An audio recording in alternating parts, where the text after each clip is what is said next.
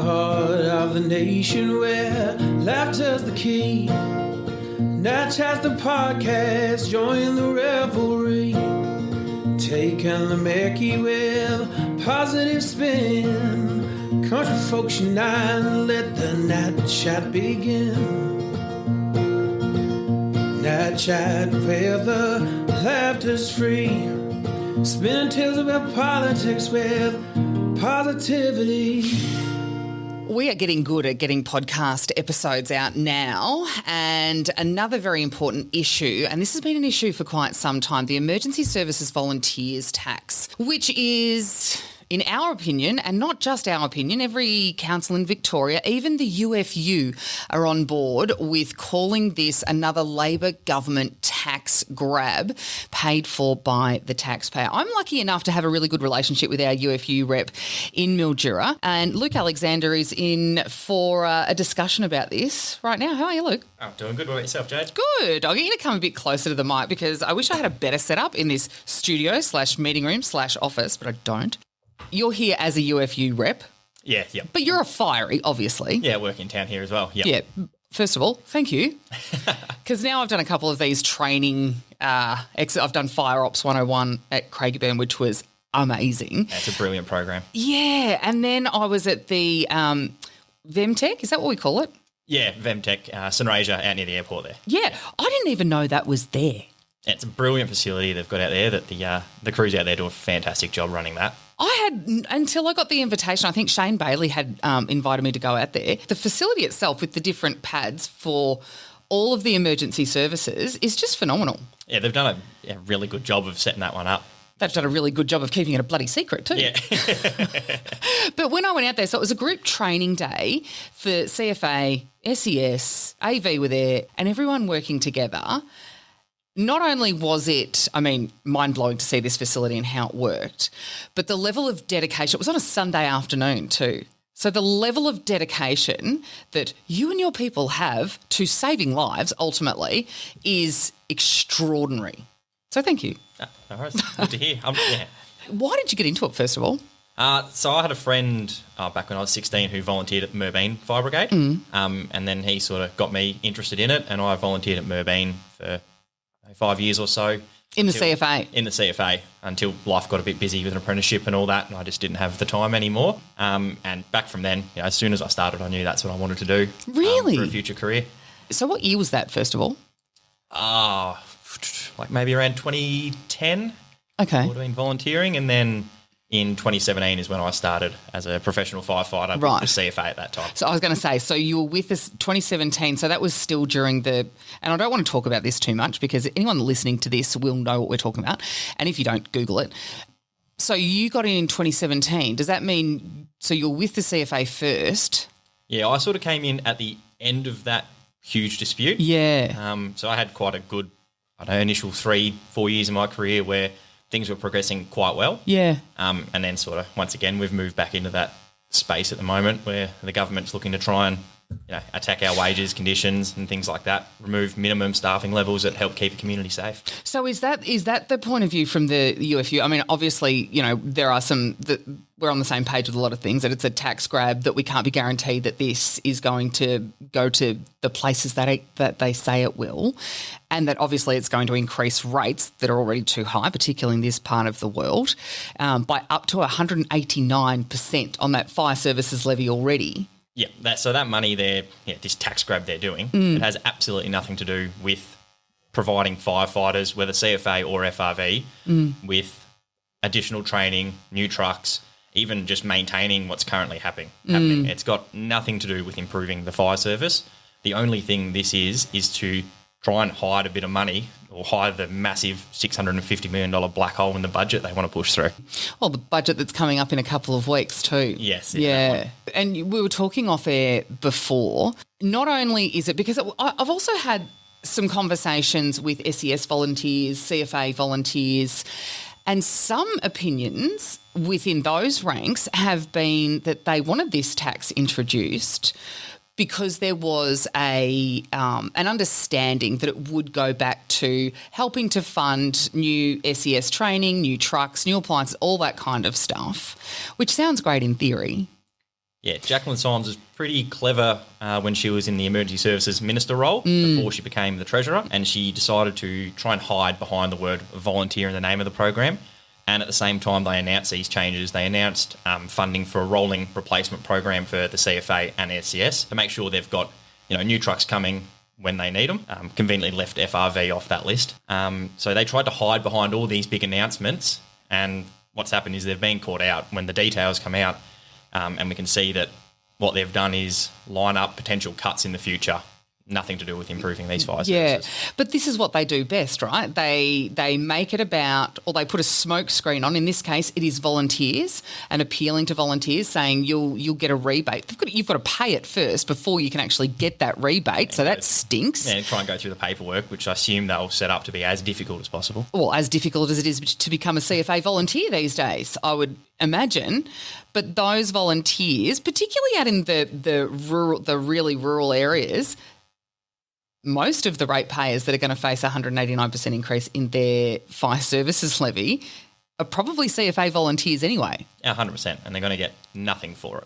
So they've put on this veil of we're helping volunteers and we're going to fund the CFA, which they should be doing anyway. Yeah, 100%. And the SES, but this levy also goes to funding things like 000, forest fire management and other core government services. Yeah, they've managed to also squeeze in a couple of executives and bureaucrats in there. So they're trying to fund the Secretary of the Department of Justice. How does that work? Explain that bit to me. Honestly, it's hard. It's hard to see where the thinking's come from other than let's just jam as many people into this pool of money as we can and see if we can get away with it. But the Secretary of Justice, you would think, would be, again, a government service and a department secretary that should be funded out of the budget and out of the Department of Justice's budget, right? You would think so. So what they've done is you've got your consolidated revenue, which is your the taxes we all pay for the services, hospitals, education, police, Commonwealth Games in Scotland. So we all pay this money already, and then we also pay for the fire services through a levy in our rates, like you were saying before. All they're doing is moving the cost of these other agencies over to the fire service levy. They're not taking the money out of consolidated revenue and putting it into the levy.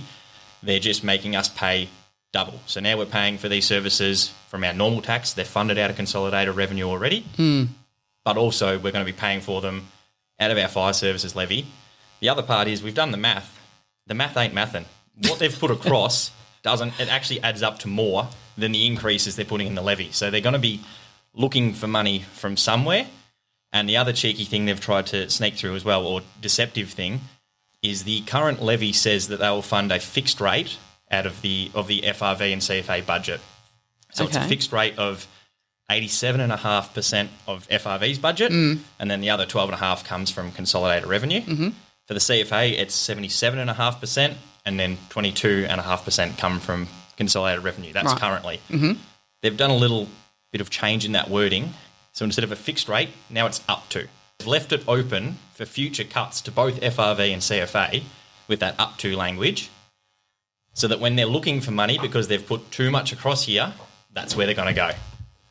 That up to is key. Yeah, it's just a tiny change of wording, which, again, you can only assume they've just hoped that no one would notice this. Of course they have. Well, and this, again, what they do, they put on a smoke screen, make volunteers feel like this is a good thing. Yeah. But the devil is always in the detail. Yeah, they're trying to hide behind the goodwill of the public towards firefighters and towards volunteers. Of which there is plenty, as there should be. Yeah. But this is going to cost everyone. Yeah, it's over $2 billion extra in your fire service money in the next 3 years is what they're raising. You're still paying that money to the consolidated revenue, so you're paying for the services in there and then you're paying again. And then we're looking at potential cuts. Already, the fire services have got issues. Oh, yeah. We're looking, I can't speak much for what the CFA issues are. I'm not involved with them anymore. But FRV, by the end of this year, 2/3 of our fleet will be out of date. There's no planning. What is the lifespan of an appliance with FRV? So it's 15 years. Okay. And it's a figure it's worldwide. So it's not just something we've pulled out of thin air. So they do it by years, not kilometres or hours? Yeah, it's off years. It's a bit tricky with kilometres because once a truck gets to a fire, it's still running hard, but it's not moving anywhere. Gotcha. Well, most of ours, a lot of the CFA tankers can still drive around, but for FRV, our primary response is within that urban sort of area. Mm-hmm. So not hours either? No, it's just based off years. Yeah, okay. So what they've found is the cost of maintenance skyrockets. Spare parts don't exist anymore because the industry's moved on from those 15-year-old trucks. And that's what we're finding now. Trucks are off the road for months because there's no parts or something else breaks as something gets fixed. So we've already got these issues around budget. There's no money for new trucks.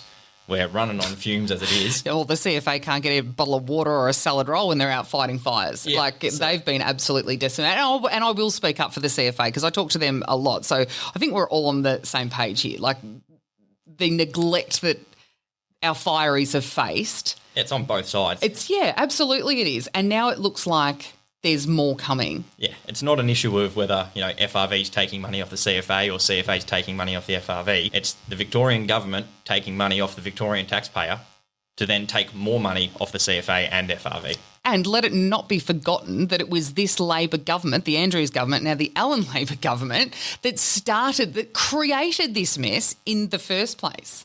So they couldn't manage an EBA. They certainly haven't been able to manage it with our fireys or the police or our nurses. They've created this hole in the budget. They can't manage a budget. And now they're just trying to tax their way out of debt. And that's just not, in my mind, and I'm not an economist, and Jacqueline Symes has said that she struggles to understand complicated economic language. Yeah, dumb it down so she can understand what's going on. Yeah, I just can't believe that you would say that in a room with, out loud.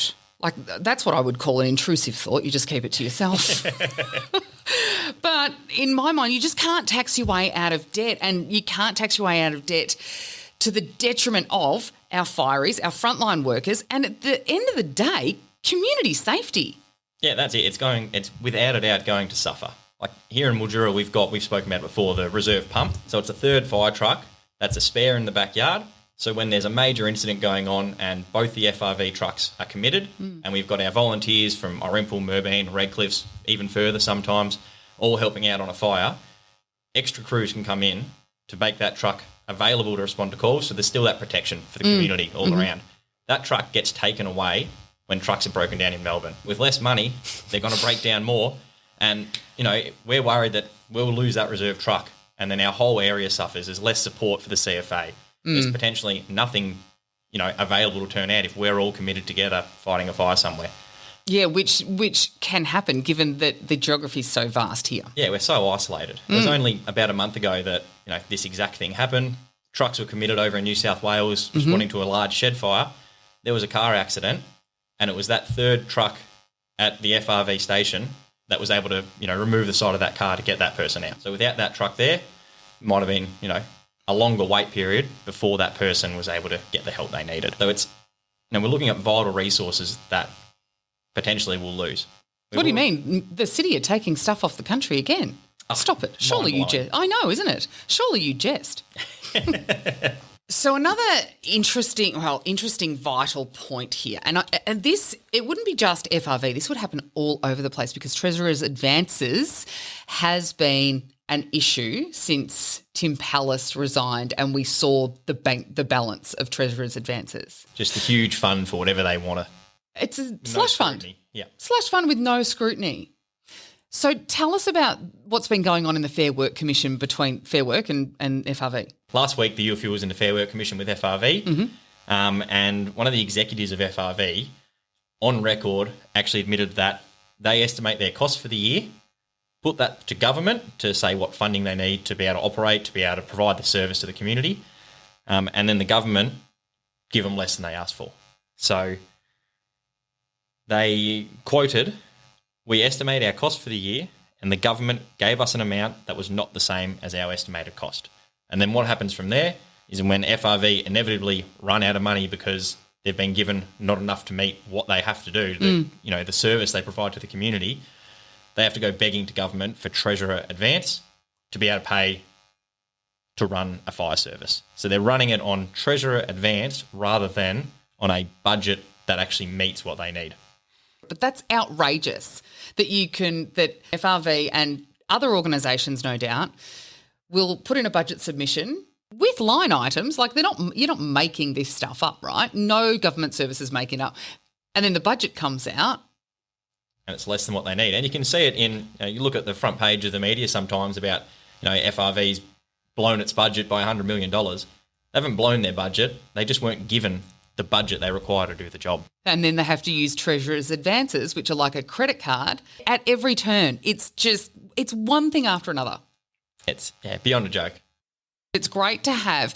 I don't think that I can remember, certainly not in my time, where there has been a situation where it's not only the Nationals, every council in Victoria and the UFU, and you won't mind me saying that the UFU and the Nats have probably not had the best relationship over the last 25 years, forever.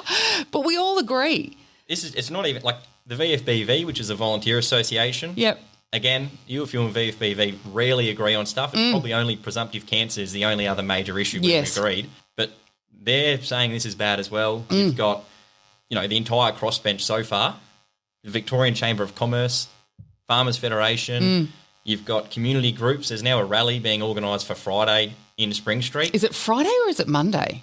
Last night it might have changed or I might have missed something there. This is only going from chat that I've heard amongst my colleagues, because I think the CFA may be doing a dial-in chat with us, because the CFA, and this came out on Instagram because, that's where we all get our credible information. No, it was my colleague Annabelle Cleland, member for Euroa, that had tried to organise a roundtable this week with CFA volunteers, and they'd been warned not to speak to her. Yeah, it's frustrating. And it's outrageous. People are worried, even like within FRV, people are worried to speak out because there's such an attack on firefighters coming from our leadership team who was put in place by Jacqueline Symes and the government. People are worried to speak out about this stuff because they don't know how it might affect their future within the organisation. No, well, they've seen it happen before when they sacked the entire board of the CFA, didn't they? So, yeah, it's very concerning and people are worried everywhere. It's the only people who aren't worried seems to be Labor. They're the only group who are supporting this idea. Do you think they all support it, or do you think they just read the talking points that they're given? Probably a bit of both. I actually saw an email only a few days ago. There's a backbencher Labor minister who has emailed her constituents who have raised this issue, and she sent a letter to Jacqueline Symes, please explain. So she's obviously, heard the information. In the Victorian upper house? I don't know if it's upper or lower, this member, but it's from the western suburbs, like towards Ballarat way. And who was it? Can you remember? I can't remember the name. But they've emailed Jacqueline Symes and said, what is going on? Why am I getting so many people come to me and say this is a bad idea? So we can only hope that the pressure's building, even within Labor, hopefully, to block this. Well, I know that there's a lot of backbenchers within Labor that are not happy with the current leadership anyway. You can see them having words. How could you be? Exactly. How could you be? Again, especially if you can think for yourself and understand how bad this can be. And I know it was on the front page of one of the Ballarat papers today. I don't want to say it was the Times, could have been the Courier, but it was certainly on the front page. So whether it was, one of the local MPs from down that way. But that's good if they're speaking up against it. Oh, 100%. And it's been from, community members emailing in. There's the Scrap the Tax campaign that's being run, and also the UFU's got the campaign as well, where people are jumping online, clicking those links and sending the email off to these members of parliament, especially at the moment is that upper house crossbench. Yes. Because they're the ones who have the power to stop this at the moment. Yeah. God knows what Labor are promising to get the support, but we need them to stand strong and don't let this terrible idea go through. It'll gut emergency services for years to come. Oh, absolutely. More so than what it has been gutted already. They do have a fair bit of swing now because they hold the balance in that upper house where it can be stopped. But like you said, what deals are going to be done? Because this is the thing, right? If they're crossbenchers, which means they're from minor parties, there's no independents left in the upper house.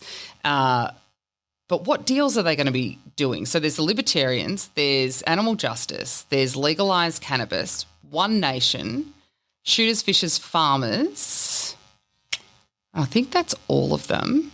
But what deals are they going to be done? And Shooters, Fishers, Farmers, the Greens and Animal Justice, surely they're going to be conflicting deals.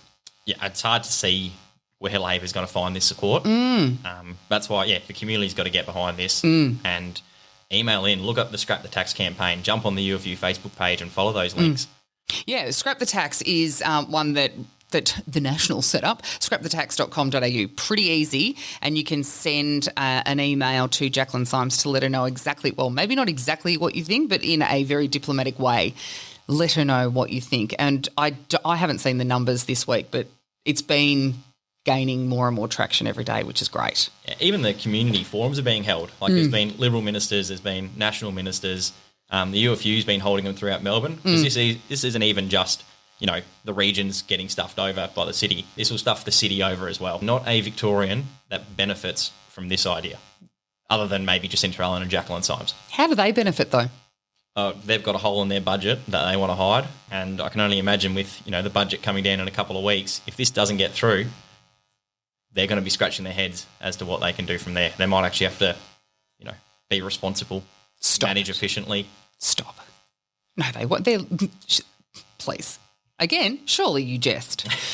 I would have thought, given that the budget's on the 20th, it's probably already been printed, so they will be doing anything they can to get this through to fill that budget deficit.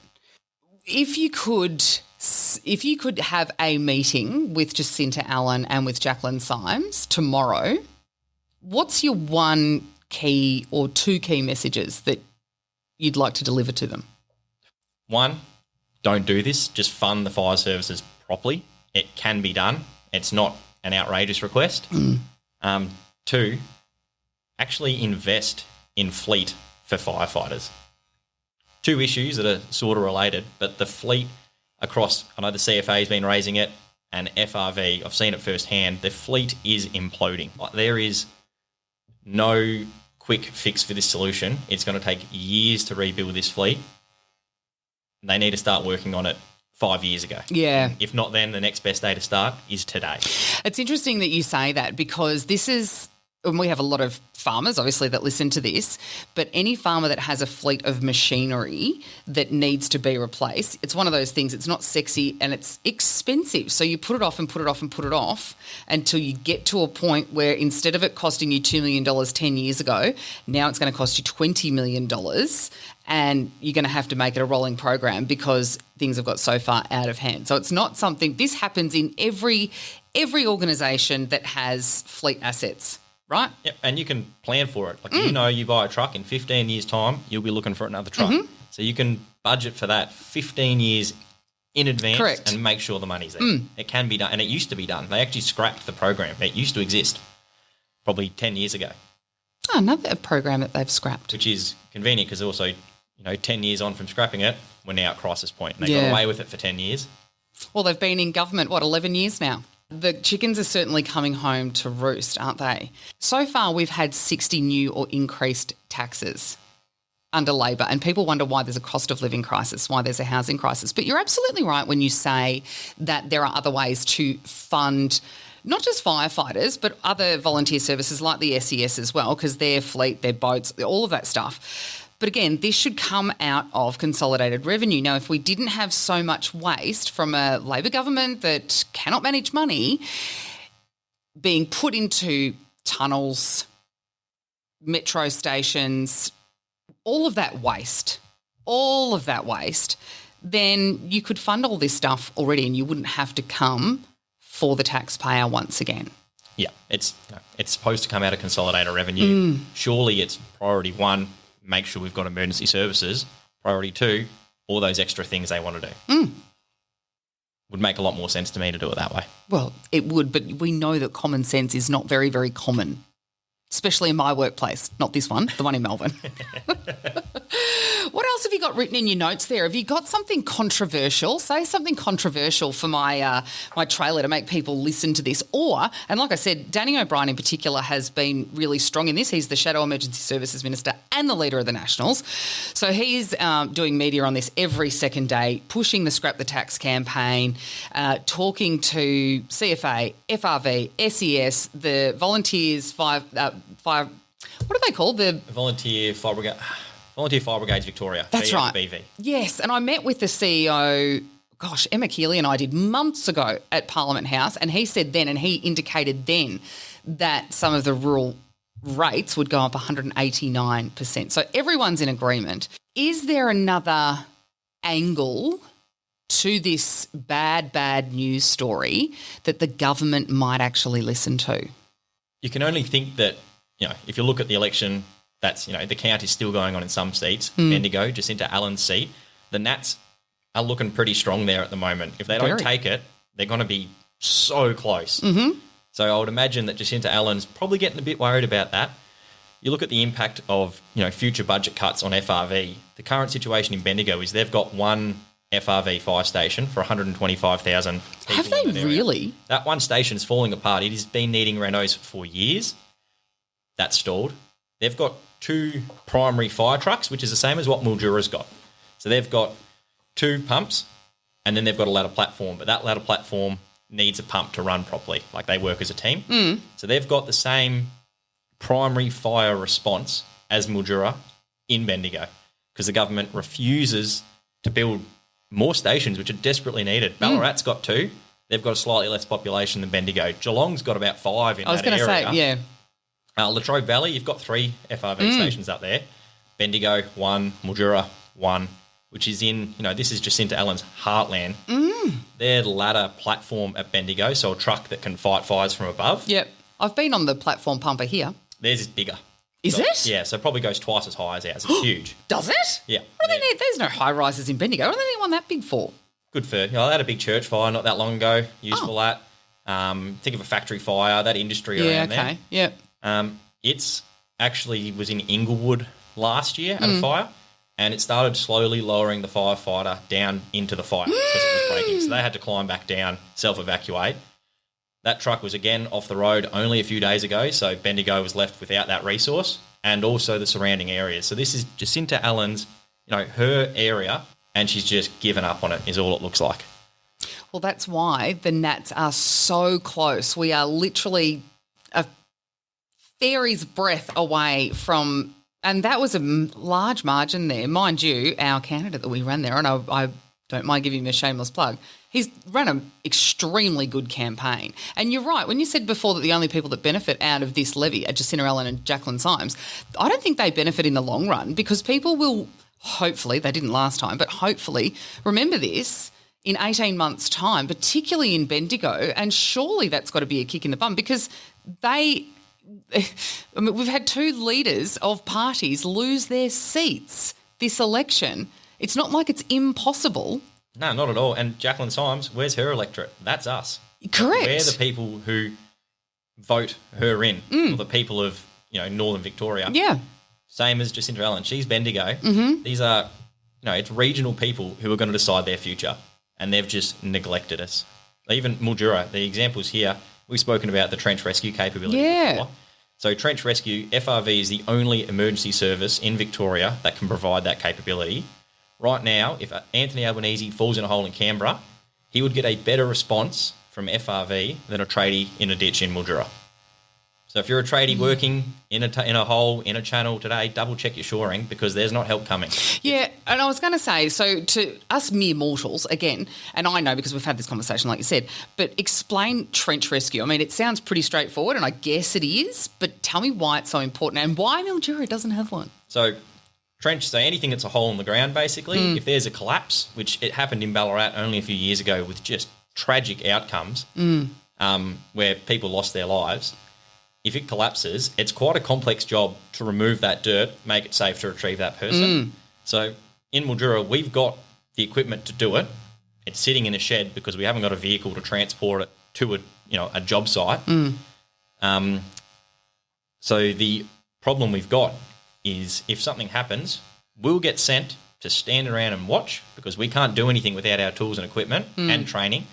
And then we're going to be waiting for a truck from Warrnambool or Lucas near Ballarat or Richmond from Melbourne. You're kidding. So there's nothing, and we are the only organisation that can provide this response in the state. We've been begging for a truck or something to be able to do this properly for 15 years. It's been ignored for years and years and years. So the solution to that is to have a trench rescue pod? Yeah, a transporter truck is the simplest solution that I can think. There's people upstairs who can sort this stuff out. Yeah. But step one, actually put something here. So a transporter is, think of like a skip bin truck. It's got a hook on the back and it can throw a shipping container with all the equipment on it. Yep. So we could have one for trench rescue. Just the other day, there was the terrible truck collision out near Euston where there was chemicals spilled, and Shepparton had to respond their hazardous material truck to come and make sure that was safe. That's crazy. That's standing on the side of the road waiting for 4 or 5 hours for Shepparton to get here. There's the potential that a pod truck could solve that problem too, and other things as well. We're just such an isolated area that we need equipment to do our job properly. And the Mildura station, when it was built years ago, was built with this in mind, and then just got forgotten about. And why did it get forgotten about? You would think these things would be in plans, in budgets. You would think so, but it's not a cheap exercise to do. But also, regional lives matter. Of course they do. Regional tradies working, they deserve to have the opportunity to survive if something goes wrong, the same as someone in Melbourne, the same as someone in Warrnambool. But in Mildura, we're just not even on the radar. But also here, where we're in a tri-state area, and I know that we'd been working for a while on a memorandum of understanding between states so that FRV is on the dispatch list, et cetera, et cetera. Is that in play now, or where is that at? Do you guys get called out to New South Wales, to SA? Where are we at with that? So we can get responded into New South Wales as requested, so there's no automatic dispatch for us to go to Baronga or Golgol. Even though you're 6 minutes away? Yep, just down the road. So that's no one's fault locally, so just make that clear. No one's blocking it, no one's stopping it locally. Yeah. There's obviously something going on upstairs in the offices or at government level, which is just slowing down a memorandum of understanding so that we can work together better. That's We had one.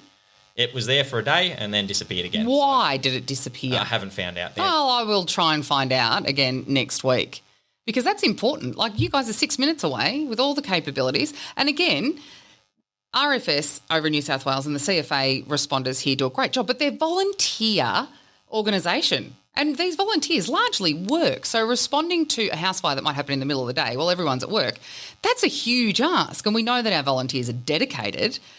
But if that understanding existed for you guys to be the first response for things that are distance, not states, with public safety and first response in mind, that would be the most logical answer. It's not about taking over anything, it's supporting. So if we can offer a better support to RFS, where, potentially, like you said, they're at work. Many of them will still get away from work. A good boss might let them knock off to get the truck. But potentially we might be able to get on scene that little bit earlier to start the firefight, and then they arrive and we've got the resources there to deal with. And it does happen, like we do get requested to go over there, but sometimes it gets missed and it's not that automatic dispatch. It's just mind-boggling to me that that's just not an automatic thing for all emergency services in border communities. Yeah, I know. I'm the same opinion. It's just a bit crazy. Please go to scrapthetax.com.au if you are listening to this. It takes you 2 minutes to send an email to Jacqueline Symes to tell her that you don't agree with this and it is a bad idea, because it is a bad idea. And like I said, for all the organisations that we've mentioned to agree that this is a bad idea, surely they have to be rethinking it, don't they? I can't believe how they could honestly put it up for a vote again this week. Surely they've got the opportunity where it only got delayed because they didn't have the numbers. This is their chance to step up and go, we've made a mistake, gone. Well, it's nearly dead. The campaign's only gotten bigger. Yeah. So, last month when they tried, the UFU, I don't know how many politicians called, emailed. A few that I spoke to were like, our inbox has just been inundated with people worried about this. And from there, now it's become a huge community issue. There's been community groups and organisations at local levels all throughout the state now come on with all different campaigns with the same goal. It's massive. It's one of the bigger campaigns I've seen anywhere. But this is what unions do well, isn't it? When you need to mobilise, unions can mobilise an army. It's been really effective. The initial one from the UFU was huge, and then from there, the growth from the Nats campaign, the Scrap the Tax, and different groups getting on board. It's not even the UFU isn't leading those other campaigns. They've just naturally occurred once the information has come out about what this is. Well, that's it. And when you have different groups from all over the place, because a lot of the time with community, the way media and information is delivered now, you might get one side of the story all the time because that's what you continuously consume. So you never get both sides of the pancakes, because I always say it doesn't matter how flat you make a pancake, it's always two sides. But with this, because there are different groups and different channels putting the same message out there, it is really hitting every corner of the community to the point where people, and there's been no, not that I've seen anyway, there's been no misinformation. There's been no disinformation. The only lies that are being told are the ones coming from the government saying that, no, this won't increase your fire services levy. Well, of course it would. That's not true. Yeah, the one source of lies around this has been the Labor Party, saying that it's all good, we're not going to cut anything, but yet they've put things in legislation where they have the ability to do that. Doesn't exist now. They're adding it in at the same time. They're adding more costs to the fire service levy than what it's going to raise. Doesn't take a genius to put those together to work out what the goal is. No, I mean that's 2 + 2. Even Jacqueline Symes can work that out. That little detail about the funding levels from this levy of being now up to is a huge concern. Yeah, it's massive. And that's just, 2 words that have been added in. Just so slyly snuck in to open the door to, it might not be cuts this year, might not be next year, but down the track, who knows what's going to happen. This stuff is the stuff that keeps me awake at night, and I can guarantee I'll wake up at 3 o'clock in the morning and go, my gosh, we need to get this out. So I really thank you for coming in and, again, giving us another platform to get the message out to not only the government, to hopefully some crossbenchers that will listen to this, but to community, because this is the power of the people, right? Once people every day, the everyman starts slamming, like you said, MPs' inboxes with pleading emails to say this is wrong. That is power of the people. That's democracy, and that's how it should be, in my opinion. Yeah, that's what'll stop this. Is people who have never contacted a politician before taking the time to write an email, taking the time to make a phone call. Yeah, which is most people. Yeah. That have never contacted an MP. Before I became an MP, I would never have thought to contact my local MP. But with something like this, absolutely I would. 100%. Doesn't farmer, someone living in the city, someone living in Mildura, someone living in Shepparton, doesn't matter where you are, this will affect you, and it will affect your family potentially. If it's your house on fire and the CFA or the FRV station near you doesn't have the equipment they need because there's been budget cuts, that's going to be a bad result. I just can't see how hospitals, education, community safety and roads are the main pillars of what a state government should provide. And education's the 5th one. That's the core fundamentals. Yeah. Don't you think? You would have thought so. Scotland, you've got to have... Oh, yeah, of course. We've got to fund 12-day sporting carnivals in Scotland. I forgot about That's the 6th pillar. Look, thank you very much for coming in today. I really appreciate it. I will keep you in the loop with how things go next week, because I haven't seen what's on the notice paper for the upper house, but I anticipate this will come back and hopefully we can kill it. Fingers crossed. In the heart of the nation where laughter's the key, Natch has the podcast, join the revelry. Taking the Mickey with positive spin. Country folks unite and let the Nat Chat begin. Nat Chat where the laughter's free. Spinning tales about politics with positivity.